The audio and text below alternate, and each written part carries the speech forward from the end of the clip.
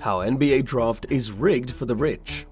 Conspiracy theorists were in full voice by the time the NBA draft lottery program reached the stage where the Knicks and the Lakers were two of just 4 teams still in the running for the first overall draft pick, and they were outraged. It was clear from the beginning, they said, that the league would prefer to place Duke superstar Zion Williamson in a large market such as New York or Los Angeles.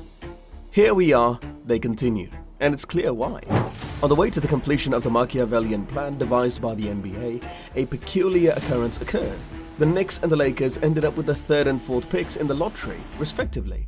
The New Orleans Pelicans and the Memphis Grizzlies climbed all the way up to the top and the 2nd spots, respectively, in the NBA standings. Each of the teams started the day with just the 7th best odds of winning the lottery, often known as the Zion Sweepstakes. This is due to the fact that both of their home markets are considered to be among the lowest in the whole NBA.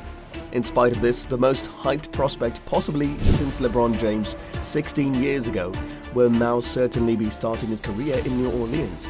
While Memphis is said to nab a very nice consolation prize, quite possibly in the exciting form of Ja Morant or RJ Barrett, both of these players are expected to be selected by the Grizzlies. To put it another way, it would appear that the league executives did not receive the best possible conclusion on Tuesday. All of this begs the question: despite all of this, do you still believe that the draft lottery is fixed? It is a question that, regrettably for the NBA, deserves to be asked. This is due to the fact that a large number of people who would not normally be inclined to wear tinfoil hats appear to be in the opinion that the league has, in fact, influenced outcomes in the past to its perceived benefit.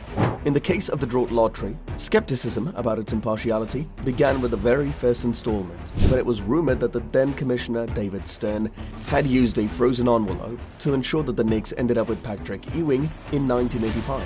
This led to the widespread belief that the lottery was rigged. Since 1990, the National Basketball Association (NBA) has used a method for selecting draft picks that involves ping pong balls falling out of a hopper. This method is monitored by an outside accounting firm, and several members of the media observe it before the results are made public. The selection of LeBron James, a hometown hero from Akron, Ohio, by the Cleveland Cavaliers in the 2003 NBA draft is one example of a lottery result that has struck some observers throughout the years as being a little too convenient for the National Basketball Association.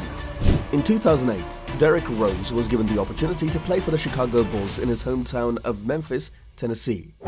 In spite of James's choice the previous year to leave them for Miami Heat, the Cavaliers were awarded the first pick in the draft once again in 2011. And in 2012, when the league authorized the controversial sale of Chris Paul away from New Orleans, which was in upheaval at the time, before selling it to the Pelicans, that very franchise found itself in a position to acquire Anthony Davis. After another 7 years, the Pelicans found themselves in the midst of yet another fortunate turn of events. However, it was one that had generally projected to hit the Knicks. As they were tied for the greatest lottery odds, the Knicks could have then used Williamson, in addition to their abundant salary cap room, to help deliver a long-awaited title challenger to New York. Richard Jefferson, an NBA analyst for ESPN and a former player for the league, was one of the individuals who was completely confident that the second outcome would occur. Jefferson stated on The Jump, a few hours before the lottery show was broadcasted, that I guarantee the Knicks will get the number 1 pick in the draft. Fans of the New York Knicks, heed my warning. Prepare for the arrival of Zion Williamson by throwing a party, putting the finishing touches on preparations and stocking up on jerseys. Instead, despite having the fewest victories of any NBA team this season, New York was unable to extend its tradition of never again obtaining the first pick in the draft. In point of fact, ever since 1985, the Knicks have never advanced in the lottery in any way that wasn't a step in the wrong direction. And it's not like the New York Knicks haven't been in desperate need of some good fortune, if not divine or otherwise intervention, given that the team has the poorest record in the National Basketball Association (NBA) over the course of the past 18 years. Therefore, it seems incredibly unusual that a league with its headquarters in New York, which is supposed to be keen to arrange things to its favors, wouldn't throw a bone at its biggest market at any point in the preceding 34 years. When the outcomes of this year's lottery are factored in, it almost seems as if the NBA does not truly rig its lottery. Additionally, it is essential to keep in mind that the NBA is on an immeasurably stronger financial foundation than it was in 1985, because of the other significant development that has taken place in the intervening years. namely in the realm of technology, such as the internet and smartphones. Great players can now easily have a global audience no matter where they suit up. Of course, it is in the nature of people who believe in conspiracies to be resistant to being easily dissuaded. And on Tuesday, some people still saw that there were master plans in motion. The Lakers, who for some reason did not make the playoffs despite the fact that they signed James last summer, were rumored to have been given a draft pick that was high enough to greatly assist them in completing a trade with the Pelicans for Davis, but not too high of a pick. All the better to avoid rousing suspicion. This was one popular line of thought. Along these same lines, some people asserted that they witnessed the sneaky hand of the NBA trying to throw everyone off the scent when the Pelicans and Grizzlies got the top 2 picks, instead of the Knicks and the Lakers in the NBA draft as such. This amounted to response to a tweet from David Aldridge of The Athletic, who asked for people's theories on how the NBA rigged this for the New Orleans and Memphis to go from 1 to 2 in the draft rather than 2 of its seminal franchises.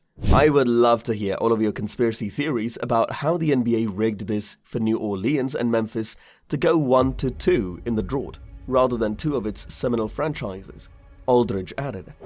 Naturally, Twitter users were more than ready to comply with the request, proposing suggestions that included the following explanations for the league. The 2 franchises with the lowest values need to have their worth increased. The most urgent necessity for New Orleans right now is to acquire a superstar player. If, when they lose Davis, the city has a chance of losing its franchise as a result of the lack of support from their fan base. You cannot make that claim about any other NBA franchise. We are making every effort to prevent NO from relocating to Seattle. It's not exactly brain surgery, Dave. Did it for Saints? Embarrassing loss. Another member of Twitter chimes in saying, exactly what I was such thinking. Benson Gale is the owner of both teams. They rigged it so that Davis would stay in New Orleans and James wouldn't get any help and thus finishing out his career with no more rings, further cementing MJ as the GOAT. They rigged it so that Davis would stay in New Orleans and James wouldn't get any help and thus finishing out his career with no more. They broadcast the Pelicans logo on television before they ever showed it to us in person. According to rumors, no one outside of the company was aware of the order, sending a message to players who are attempting to break away from small market teams. There is simply no alternative explanation. There is no other way the Pelicans and Grizzlies could have finished first and scored in the draft other than the randomness of the ping pong balls. This is the only explanation that makes sense. And now that the lottery is over, it's time to go back to complaining about how the NBA is coaching its referees to make it easier for the Warriors to win postseason games. Make a fist and shake it at the heavens. It can be possible that everything has been taken care of. What are your views on this? Tell us in the comments and make sure you hit the like and subscribe buttons. Thank you for watching.